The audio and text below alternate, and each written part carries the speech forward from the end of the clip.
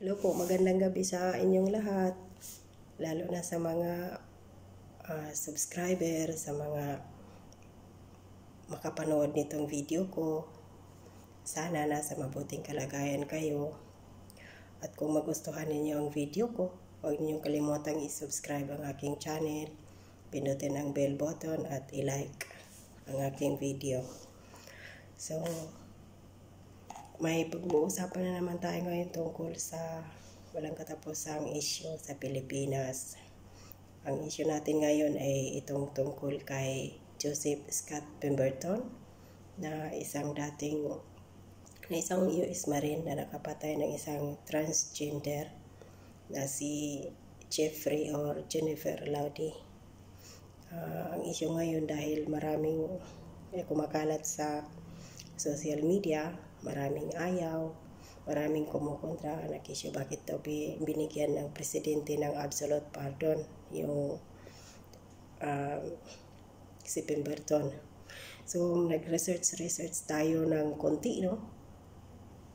Para malaman natin kung ano yung dahilan. So ito, ang kaso ni sino ba yan? Ni Joseph Scott Pemberton ay isang homicide kasi at ang homicide case ay ang sentensya around 10 to 12 years. Kaso hindi iyon na na sentensyahan ng korte ng 12 years dahil meron pa daw mga kailangan tawag doon another investigation or ano pa ba mga ano na doon kachichiboreche. So bumaba iyon ng 10 years. So pagdating ng 10 years, agad-agad iyan siya inaresto, no, nung mahuli. At hindi siya umiimik, hindi siya pumapalag, wala lahat. Tahimik siya sumama sa mga otoridad at kinulong siya doon sa Camp Aguinaldo yata iyon. Dahil hindi siya pwede dalhin doon sa Bilibid dahil nga sa isa siya sa member ng Visiting Forces Agreement ng Amerika at Pilipinas. So doon siya kinulong sa Camp Aguinaldo sa na mag-isa sa isang selda. So ang nangyari ay ito ngayon ang lumalabas na problema. Hindi naman actually problema. Bali, ang issue patungkol sa kanyang pagbigay ng pardon ng Pangulo na dapat ang kanyang sentensya ay 10 taon at nakalagay dito is nag-serve lang siya ng 5 years and 8 months. Tapos, magaling ata ang abogado nitong si Pemberton aside from Attorney Harry Roque na naging abogado din iyon dati ng ni Jennifer Laude. So yung abogado ni Pemberton ay parang nasilip niya na pwedeng i-apply kay Pemberton itong GCTA, yani Good Conduct Time Allowance. So in-apply nila ito. So sa 5 years and 8 months ni Pemberton na nakulong, nagkaroon siya ng GCTA na around of 1,548 days. So, pag sinama mo yan sa yung 1,548 days niya doon sa 5 years and 8 months, so sumubra siya. Pag kinalculate mo yun, sumubra pa siya doon sa 10 years na sentensya niya. So, kailangan na siyang i-release ng gobyerno. So, pagkatapos nun, bago pa yon, nag-order na pala bago pa yon siya binigyan ng presidente ng tawag doon, absolute pardon. Last week pala, ang nakalagay dito is Regional Trial Court in Olongapo City which handled Pemberton's case ordered the authority to release him early from detention for good conduct time allowance. So, pero ang nakalagay dito is but Laudi's family appealed against the order blocking the Marine's early release with a separate appeal. So, nung umapila ang pamilya ni Jeffrey Laudi na i-block yung paglabas ng US Marine, so hindi na gumalaw yung korte at saka yung authority. So nakatingga ito. So nung makita ito ng Pangulo, so wala nang pag-aalinlangan na binigyan na niya ito ng authority pardon kasi nakita nila na deserving na siyang makalabas dahil nga sa kanyang GCTA. So ano itong GCTA? Ang GCTA ay ito yung Republic Act 10592 na isa itong batas dati ni dating Presidente Noynoy Aquino na pinirmahan niya noong May 29, 2013. In-approve niya ito. So, yung mga allies niya ngayon gaya ng mga party list, mga senador, lalo na si Risa Hontiveros, kumukuda. Bakit nga daw pinalabas ang isang mamamatay tao na hindi daw deserving yun magkaroon ng kalayaan dahil hindi pa daw tapos ang kanyang sentensya na 10 taon. Itanga pala siya eh. Nung time na yun, nung 2013, sila ang gumawa ng batas na ito. Nauna, pinagdebatihan nila ito doon sa Senado. Senado kasi ang gumawa ng batas na ito, pinirmahan nila ito. Posible naman hindi niya ito alam. Pinirmahan ito nila na sila Dilima pa noon. Sila Drilon. Kasali yan si Kiko Pangilinan dyan. Na pumirma ng batas na ito na Act 10592 na Good Conduct Time Allowance. Tapos ngayon sila kumukuda dahil pinapalaya nga daw yung tao.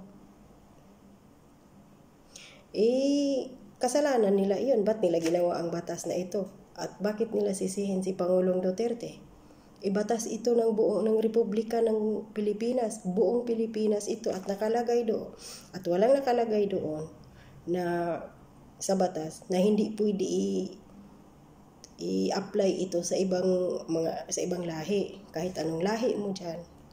Kung nakapatay ka sa Pilipinas, nagpakulong ka ng 1 taon at makikita nila na magkaroon ka ng GCTA kasi si Pemberton, yan nga ang sabi kanina doon sa itanong mo kay Panyero, mabait daw sa kulungan, hindi nag-aamok, wala lahat. Paano naman kasi hindi siya bumait doon? Siya lang mag-isa sa silda. Wala siyang kasama doon, so wala siyang kaaway. Wala lahat. Wala siyang kausap. Siya lang. Kaya, masasabi ng tao na nagpakabait siya sa loob ng kulungan dahil mag-isa lang niya doon. At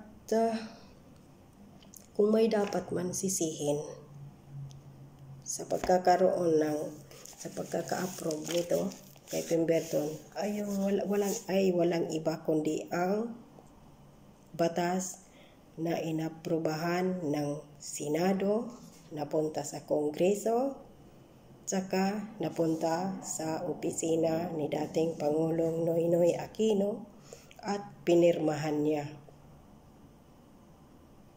So hindi nila pwede sisihin si Pangulong Duterte dahil sinunod lang niya kung ano yung batas na nakasulat doon. At isa pa, sa batas ng Constitution noong 1987, nakalagay din, di ko rin nasulat yung kanina pero nabasa ko yun na mayroon do article na nakalagay na ang isang presidente ay may kakayanan na magbigay ng pardon sa sino mang priso na deserving. So, siguro sa tingin ng iba, sa tingin ni Pangulong Duterte, deserving na si Pemberton dahil, yun nga, dahil na pagsilbihan naman niya yung kanyang kaso, ang kanyang kaso doon sa loob ng kulungan, wala siyang record, at saka, ito pa lang ata ang first time ni Pemberton na nakapatay ng tao, maliban doon sa giyera siguro or ano. At saka naman hindi din naman niya sinasadya yun na patayin talaga yung transgender. Parang siguro nagdilim ang paningin niya dahil maganda siguro si Jennifer Laude doon sa club nung makita niya. Tapos nung nasa motel na sila, malaman-laman niya kaparihas pala niya ng gender. Nagmukhang babae lang at nagdamit babae. Kaya siguro nagdilim ang paningin niya at nasakal niya iyon at nilublob sa galit siguro niya. Nilublob niya nga yung mukha ni Jeffrey Laude doon sa Anidoro. Yun nga ang ikinamatay niya dahil nalunod siya doon. Hindi siya nakahinga. Yun naman ang nakalagay doon sa kanyang medical legal na yun nga namatay daw si Jeffrey Laude sa sakal at yung pagkalublob niya ang mukha niya doon sa Anidoro, nalunod sa tubig. So, mismong korte na rin ang nagsabi na hindi siya pwede kasuhan ng murder, homicide lang kasi nga gawa ng wala siyang, hindi niya sinasadya na mapatay yung tao. Pangalawa, ay wala din maraming katibayan doon maliban dati sa kondom. At yun, inamin din naman ni Pemberton na wala daw siyang balak na patayin iyon. Sinakal lang daw niya iyon at hindi naman daw talaga niya iyon balak patayin. Ayun. So, ito si Lisa Subirano naman. Sayang, maganda pa naman at dati gustong-gusto ko siya doon sa teleserye niyang Forevermore at saka yung sa Bagani. Kasi hindi ko alam na beauty pala siya pero without brain. Hindi mo na mag-research ng tungkol sa batas. Kuda na lang siya ng kuda na bakit daw palayain yung isang murderer. Hello Lisa, hindi naman murder ang kaso ni ni Pemberton. Homicide, mas mababa kaysa murder. Hindi rin parricide, homicide lang. At saka nakalaya din siya nang dahil sa GCTA na batas ni Pinoy na inyong pinakamamahal na presidente at yun ang inyong pinapanigan. So kung magreklamo ka Lisa Subirano, doon ka kay Pinoy. Bakit hindi ka sumulat doon o tumawag? Bakit mo ginawa ang batas na ito? Ay ngayon tuloy, nakalaya yung isang Amerikanong pumatay sa isang transgender. Mag-isip-isip kasi muna bago magsalita, no? Sayang naman yung ganda mo. At di mo kinamit. At saka itong maliban doon kay Risa Hontiveros na kuda ng kuda na kasali naman din siya pumirma doon sa Good Conduct Time Allowance na yun, mema lang talaga. At saka yung mga aktivista, bakit si Duterte ang kanilang sisihin? Bakit tahimik sila pagdating doon sa GCTA na yun na issue? Kung bakit maraming tao ang nakakalaya na wala sa termino ng kanilang kontrat, ng kanilang sentensya, nang dahil sa punyetang na yan, GCTA. At isa pa, sinabi ng abogado pala ni Pemberton na doon sa Makati Regional Trial Court, ang sabi niya mula nang itinalaga yung GCTA na yan, mahigit na daw 20,000 na mga prisoners daw ang nakalabas nang dahil dyan sa GCTA na yan. So bakit sila walang koda noon na marami palang nakalabas na mga nakakulong dyan? Bakit ngayon kay Pemberton, ano sila? Kumakahol. Dahil ba Amerikano? Tahimik sila sa mga ibang nakalabas dahil kapwa Pilipino. Pag ibang lahi, big deal. Mabuti na lang, hindi Chinese yung pinardon ni Pangulong Duterte, no? Kasi kung in-check iyon, binigyan niya ng pardon na baka kaliwa kanan yung yung rally, no? At saka, hindi na nila alam ngayon ng mga makakaliwa kung anong itawag nila kay Duterte. Tota ba ito ng Amerikano o tota ng China?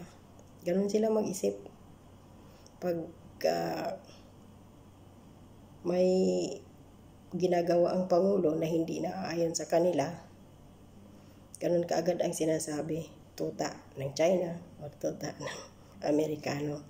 Pero kahit ano pa ang gagawin nila, wala na silang magawa dahil mismo batas ni dating President Noynoy Aquino ang nagpalaya kay Joseph Scott Pemberton at hindi si President Rodrigo Roa Duterte. So, ayan. Yan lang muna sa ngayon ang ating pag-uusapan.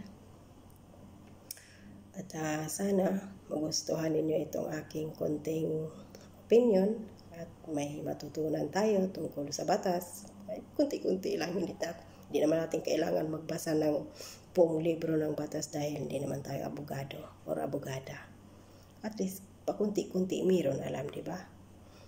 So, hanggang dito na lang muna at